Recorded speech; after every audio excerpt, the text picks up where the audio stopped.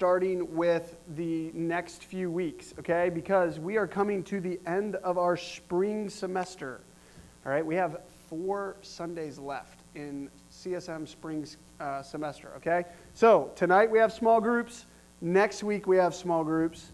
Then the following week is Easter, so no youth group. Then SPPAM, then senior celebration, and then it's summer. All right, so it is coming by quick. So we're wrapping up tonight and next week our Head, Heart, Hand series we're going to talk about.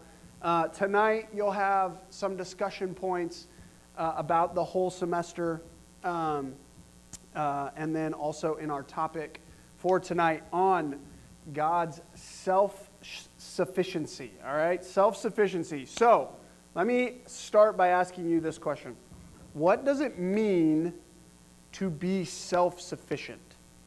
Help somebody describe for me what it means to be self-sufficient, or give me an example of self-sufficiency. Everett. Self-sufficient, like you can survive on your own. Okay, you can survive on your own. That's good. Don, you had your hand raised. You don't need anyone else. Okay, you don't need anyone else. Any other thoughts? Those are good. Is that a hand or is that a forced hand? That's a kind of a hand. All right. Yeah, being able to take care of yourself, being independent, having no need for any outside person or anything, right? So, let's think about this from a human perspective, okay? And let's think about it from a generational perspective, all right? Growing up, when I was your age, as a middle schooler and high schooler, the prevailing attitude was this idea of, I cannot wait to get out from under my parents' household. Okay, anybody feeling that right now? Okay, 1, 2 honest people. All right, good. 3, some of you, but a lot of you, I think, honestly, as I thought about this, as I was preparing for this, a lot of you don't feel that pressure or that overarching desire. But for my middle school, high school years, my friends, and even some older, I think our sponsors maybe could relate to this to a degree. Like the overarching attitude of high school students was, man, I just can't wait to get out from under my parents, out from their authority, and be self-sufficient. Like be my own person, do my own thing, not have anybody tell me what to do. All right? And as I've worked in student ministry for as long as I have now, the current attitude is actually quite different. Your generation is very content to actually be dependent, to not be self-sufficient. You're content to hang out at home and play video games and have your mom make you dinner and live in your parents' basement till you're 40, okay? I know I say that facetiously. I know most of you that is not your lifelong goal. But you're content to be dependent.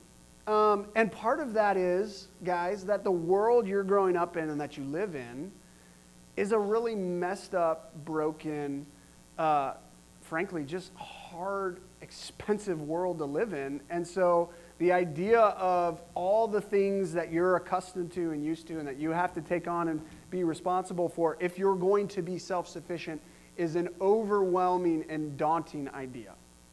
And that's understandable, okay?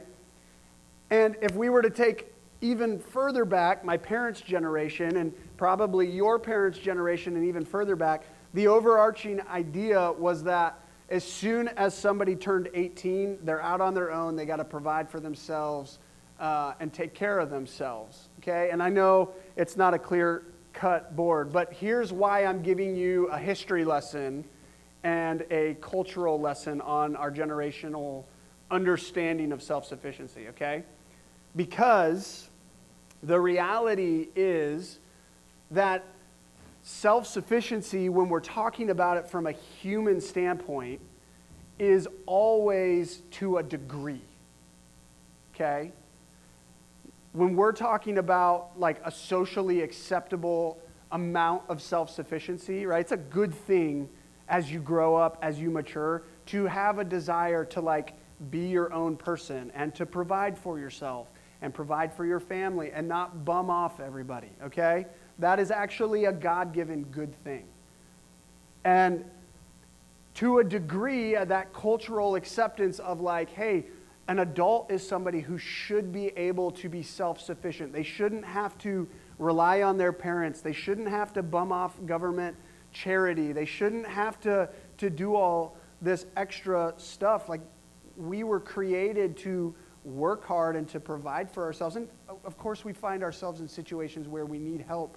But our level of sufficiency, self-sufficiency, is always to a degree. Because even the most self-sufficient person that you know, they're still dependent on other things, right? I mean, think about it. If your parent, who you probably you would describe, oh, my parents are probably self-sufficient. My parents work, they provide for our family, they take care of our needs, they rely on all this. Well, they're still dependent on the companies that they work for to provide for them. They're still dependent on businesses to produce food so that they can buy it. They're still dependent on all X, Y, and Z. I mean, guys, if we were to get into the nitty-gritty, we're super dependent people.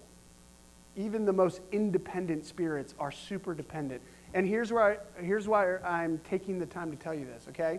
When we're talking about God from self-sufficiency, we're talking about the term self-sufficiency in its truest sense. Okay? We're in a whole other category than how we think about it. Because we're creatures. We're created. We have needs.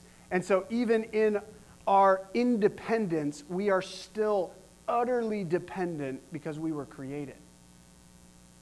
And when the scripture tells us that God is self-sufficient or he is not dependent on anything, he's talking about a whole other category, right? So when we're talking about God's self-sufficiency, we're talking about this idea that God has no needs, okay? He has no need of anything. He doesn't need people. He doesn't need institutions. He doesn't need, what's the word I'm looking for? Why can't I think of the word right now? It's gone. He doesn't need it, okay? Whatever it is, he doesn't need it because he is not created. God has no need of light because he is the source of light. Okay? God has no need of oxygen like you and I do because God is wholly different. He is dependent on nothing because everything comes from him. Okay? And we're going to look at some scripture passages in our study tonight. I want to just highlight two of them for you. Okay? The first one is this, John chapter 1, verse 3. All things were made through him, and without him was not anything made that was made. Okay? So what is this telling us? God, when he talks about his self-sufficiency, he tells us that he has no need for anything because everything that exists comes from him. Right? Here's the second one, Acts chapter 17.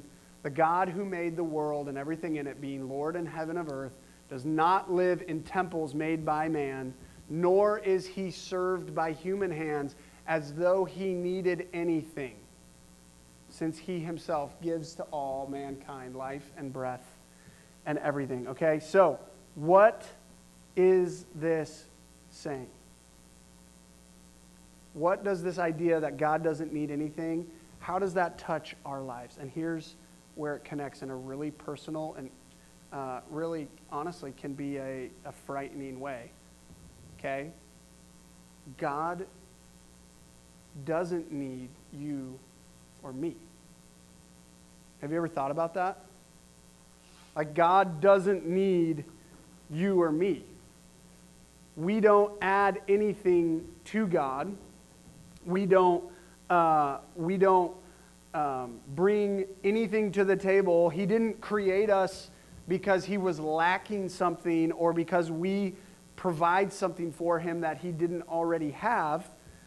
So when we're talking about God's self-sufficiency, it brings a really interesting and can be scary thought, because if God is completely sufficient and he has no need of anything, and he's truly in control and he knows everything like we've talked about all the way this semester, then why would God create us knowing that we would sin, knowing that we would rebel, knowing that we would bring sin into the world and break his good creation?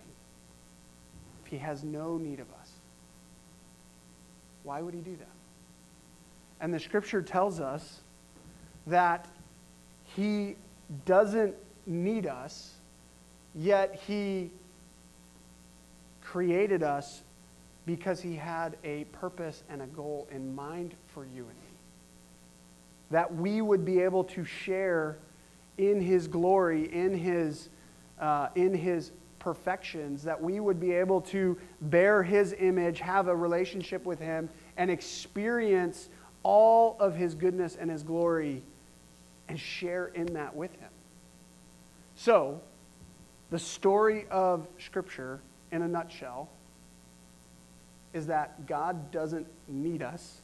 He created us to worship him, but he doesn't need us, yet he still wants us. And he still loves us.